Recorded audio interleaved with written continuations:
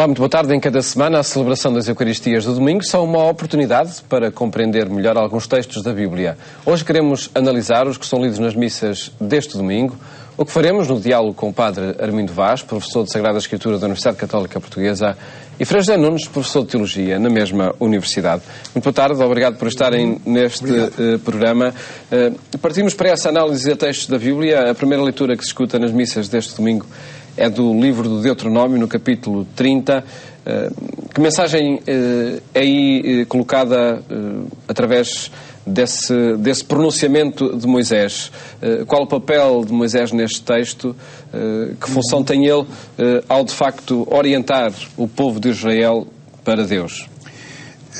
O livro de Deuteronômio está estruturalmente constituído por 3 discursos de Moisés, mais uma bênção final, tudo no dia em que ele morreu, tudo no dia da sua morte. Este trecho faz parte do 3º discurso. E aparece mais uma vez aqui a palavra, o tema favorito do livro do Deuteronômio, que é o da escuta. Frequentemente, nestes 3 discursos, Moisés põe o povo de Israel em sentido à escuta de Deus, à escuta da palavra de Deus. Estamos a falar de um livro que coloca o povo de Israel no início da história da salvação. No início da história da salvação, no limiar da Terra Prometida. Ainda, digamos assim, existe a promessa. Sim, exatamente, em promessa.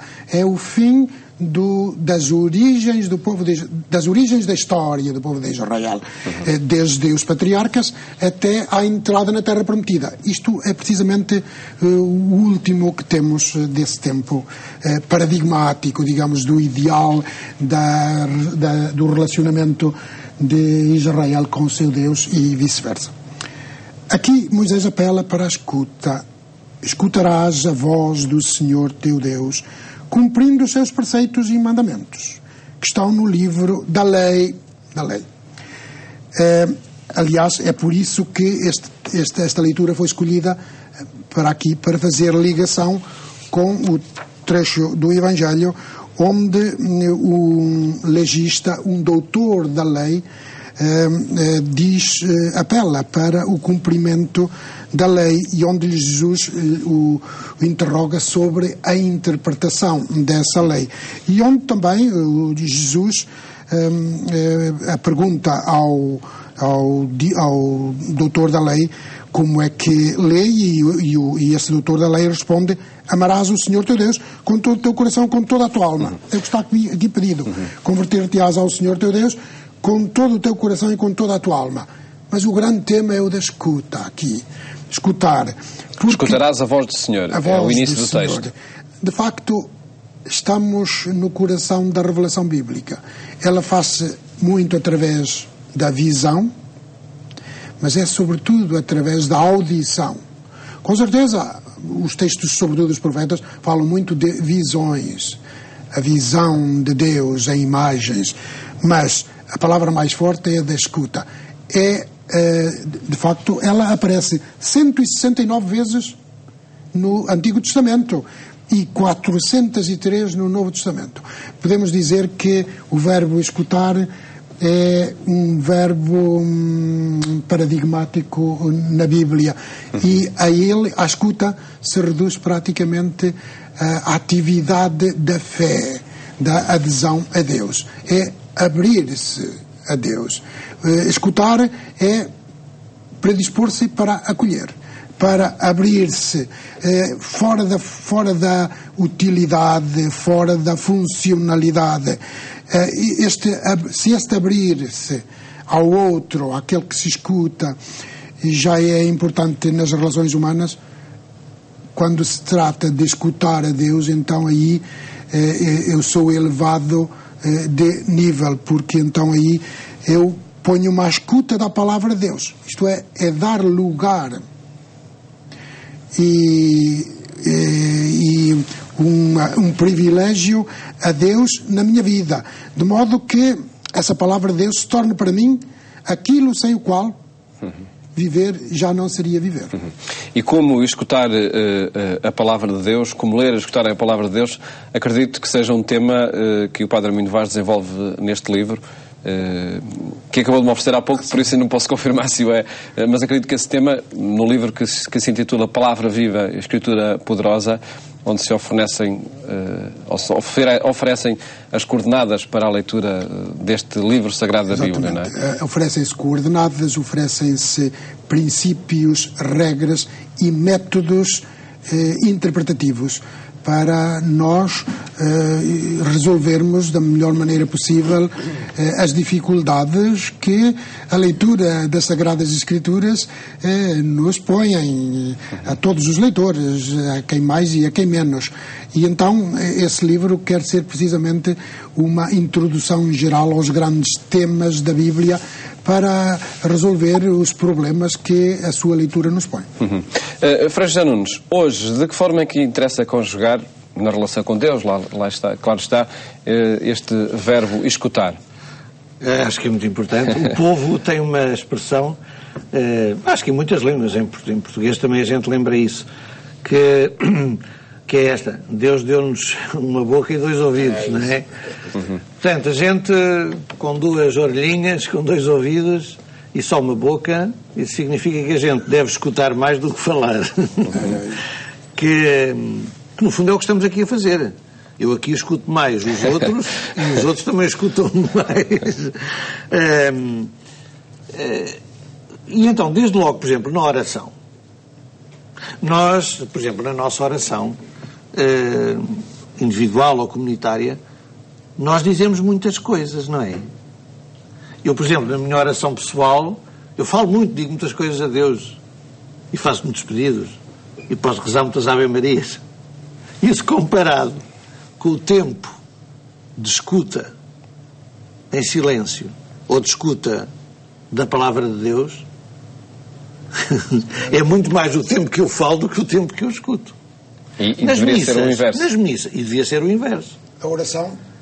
nas missas, por exemplo, quais são os momentos de silêncio que a gente tem? É muito pouquinho. A gente fala. Bem, escutamos o tempo das leituras, não é? Escutamos um pouco o padre a fazer a homilia, mas aí já não é bem palavra de Deus, às vezes é bem palavra humana. Estou a falar para mim, claro. E depois fazemos um momento de silêncio a seguir à comunhão, não sei o quê. Quer dizer, a gente, em vez de fazer mais silêncio e escutar, a gente fala sobre tudo. E aqui está uma chamada de atenção, é que a gente se ponha à escuta. E então o que é que a gente tem para escutar? Olha, tem a palavra de Deus, tem a Bíblia, e tem sobretudo o Novo Testamento. Apesar do professor Armindo ser mais Antigo Testamento. Mas temos sobretudo... porquê? Porque, olha, até é como vai dizer a segunda leitura. Jesus é a imagem do Deus invisível. Portanto, a Deus a gente não o vê. Mas diz esta primeira leitura do livro do Deuteronômio que a voz de Deus está muito perto de nós. A gente não se deve queixar. Está mesmo ao nosso lado. A gente pode ouvi-la facilmente. Claro, temos em Jesus a voz de Deus. Portanto, essa está muito próxima. Podemos conhecê-la, podemos lê-la, podemos escutá-la, meditá-la. E, além disso, eu penso que nós também haveríamos de descobrir a voz de Deus muito presente e muito perto de nós nos acontecimentos da vida. Os acontecimentos normais. Hoje há um grande desemprego no nosso país. O que é que Deus nos quer dizer com isso? Meditar?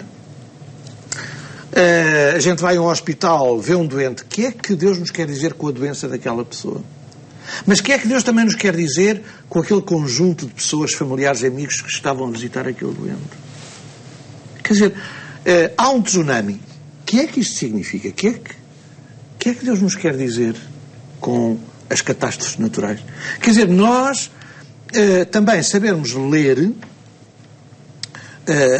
escutar o que Deus nos diz, o que Deus nos fala, através dos acontecimentos. Havia bem, isso eu acho que é muito comum, muita gente o disse, mas havia um padre dominicano, o padre Chenu, que dizia isso, não é?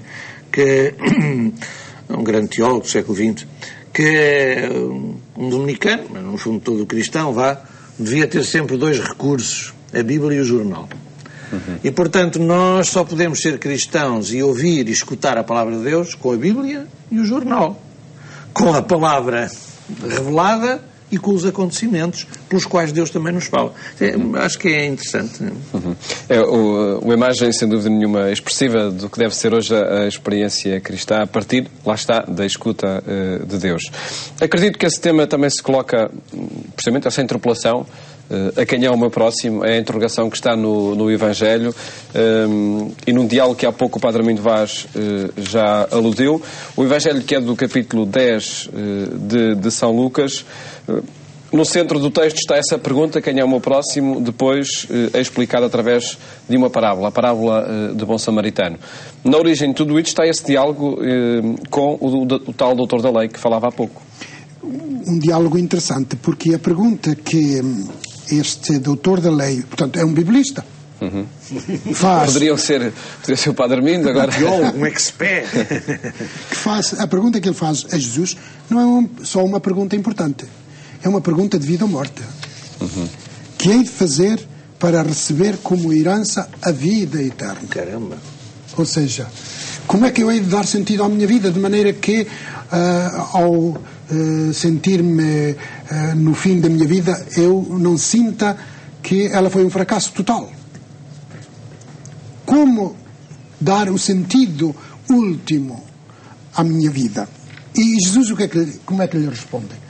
Remete-o para as Escrituras, para a lei, isto é, para a Torá dos judeus, portanto, para as Escrituras Sagradas. Como lês tu? E aqui Jesus não se limita simplesmente a que leia. Como lês, isto é, como interpretas? Lá está, a ajuda que este livro pode dar. Exatamente. Como interpretas? E ele, o biblista, respondeu, e pelo visto respondeu bem. Amarás o Senhor teu Deus com todo o teu coração, toda a tua alma, todas as tuas forças, com todo o teu entendimento. E ao próximo como a ti mesmo. E Jesus dá-lhe uma nota máxima. Summa cum laude. Summa cum laude. Respondeste bem. Porquê que respondeu bem? Para Jesus, respondeu bem, em primeiro lugar, porque ele soube unir, em síntese, em 2 mandamentos, toda a Sagrada Escritura. Ele podia citar o Decálogo, os 10 mandamentos, ou os 613 preceitos do judaísmo de então, mas não, foi mais sintético ainda. Amar a Deus e amar ao próximo. Ótimo. Mas mais, em segundo lugar, Jesus aprova esta resposta porque este biblista soube unir numa palavra 2 amores. O amor a Deus e o amor ao próximo. Significando Jesus assim, que, em primeiro lugar, as Escrituras contribuem para dar sentido à vida. Em segundo lugar, as Escrituras unem o amor a Deus e o amor ao próximo. São 2 amores complementares. Não pode haver um sem o outro, um alimenta o outro e o outro é prova real de que o amor a Deus é verdadeiro e autêntico. O amor ao próximo é prova real de que o amor a Deus é verdadeiro e autêntico. Sobra, no entanto, uma pergunta depois dessa prova ultrapassada, que é: quem é o meu próximo? E agora, quem é o meu próximo? Ou seja, o legista aqui queria, mais que pôr Jesus à prova, queria saber se Jesus punha limites, se definia o próximo. Para que o biblista soubesse, saber, não trata-se de saber, soubesse a quem é que podia estender o seu amor e se podia excluir tantas pessoas. Mas Jesus dá-lhe volta ao texto. Em primeiro lugar, ele põe a questão do saber. E Jesus responde-lhe com o fazer. 2 vezes. Respondeste bem, faz isso e viverás. E ao fim remata, então vai e faz o mesmo. E como é que ele dá volta ao texto? O biblista quer saber quem é o seu próximo, ou seja, quem deve ser amado. E Jesus vai-lhe sugerir, contando esta história, esta parábola do bom samaritano, vai-lhe sugerir que ele é que deve ser o próximo das pessoas, isto é, de todo aquele que precisar do amor dele, biblista.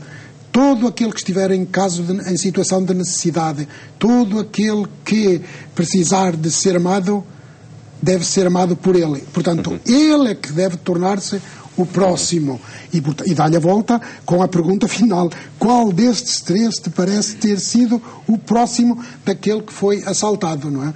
E o doutor da lei respondeu: o que teve compaixão dele. Disse-lhe Jesus: então vai e faz o mesmo. Respondeu bem. Uma lição, depois de uma lição teórica, uma muito prática que o texto apresenta. Dá-lhe volta, porque, segundo a lógica do doutor da lei, o próximo seria aquele que devia ser amado. Mas, segundo a parábola que Jesus conta, então, o próximo é aquele que ama, é aquele que beneficia o outro. E deve estar, e quem está nesta situação de ser próximo do outro, não escolhe. O amor não escolhe, ama e basta. Frei José Nunes, que interpelações nos coloca este texto? Bem, são estas. Quem é o nosso próximo? E aí, realmente, esta, por acaso, nunca tinha pensado bem a partir destas palavras, desta explicação que disse o padre Armindo Vaz, a questão de limites. O escriba, o doutor da lei, queria que Jesus pusesse limites ao próximo. Balizas. E Jesus vai dizer que o próximo pode ser toda a gente. Nós também somos tentados a pôr algumas balizas. Quer dizer, o próximo, olha, poderia ser aquele que está próximo de nós. Vocês agora são o meu próximo, estão aqui próximo de mim. Podia ser os que vivem comigo dentro de casa, o irmão, a mulher, o filho.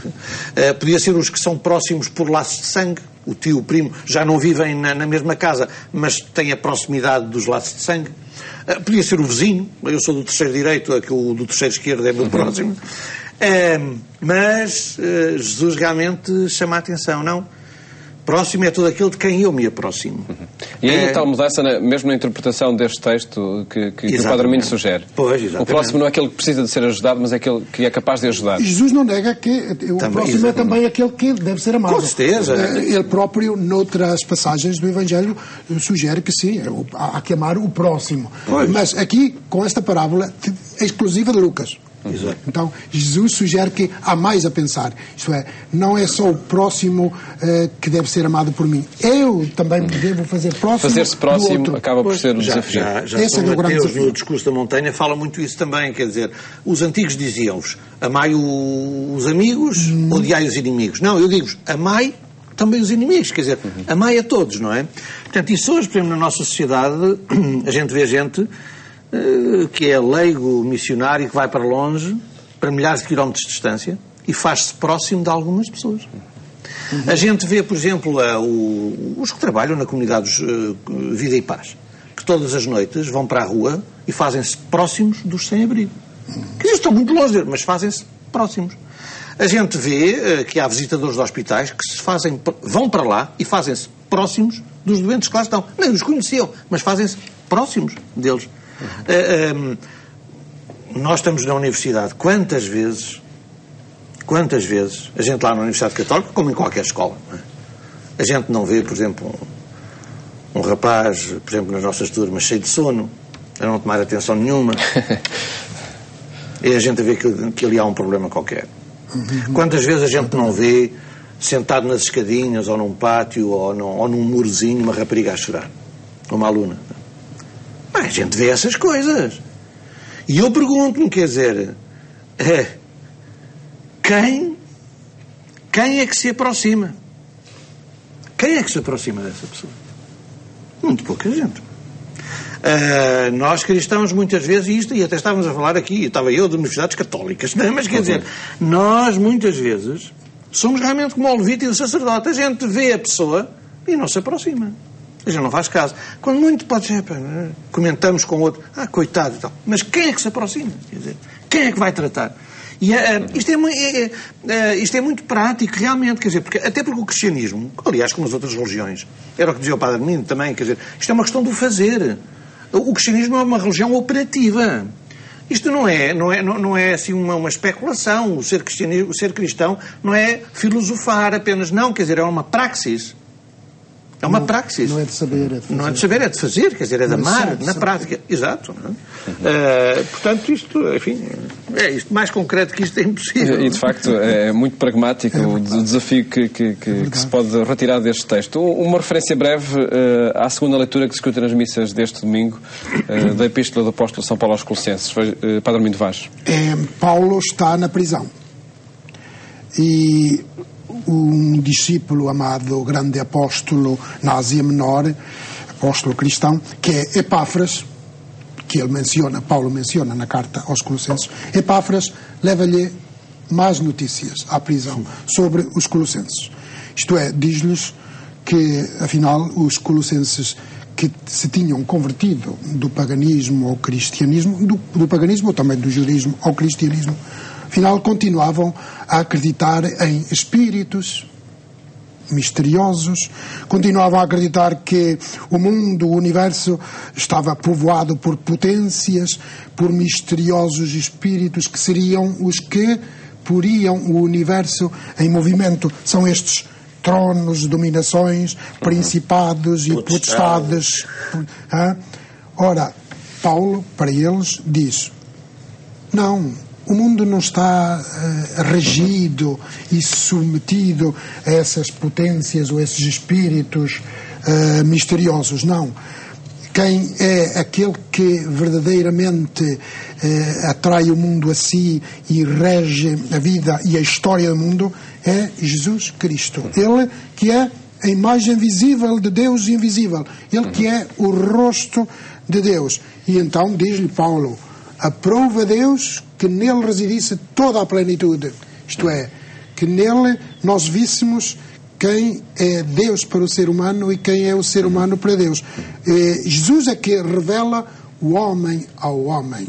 Ele é que é, portanto, o modelo perfeito de ser humano, mas é também aquele que, no qual e para o qual tudo foi criado. Não há espíritos por aí. Centralidade de Jesus Cristo afirmada, de facto, nestas epístolas, como muitas vezes faz este apóstolo São Paulo. Exatamente. Agradeço-vos terem estado aqui neste programa, onde apresentamos desafios que os textos da Bíblia sugerem para a atualidade. Votos de um bom fim de tarde, ótimo fim de semana. Até a próxima segunda-feira, se Deus quiser.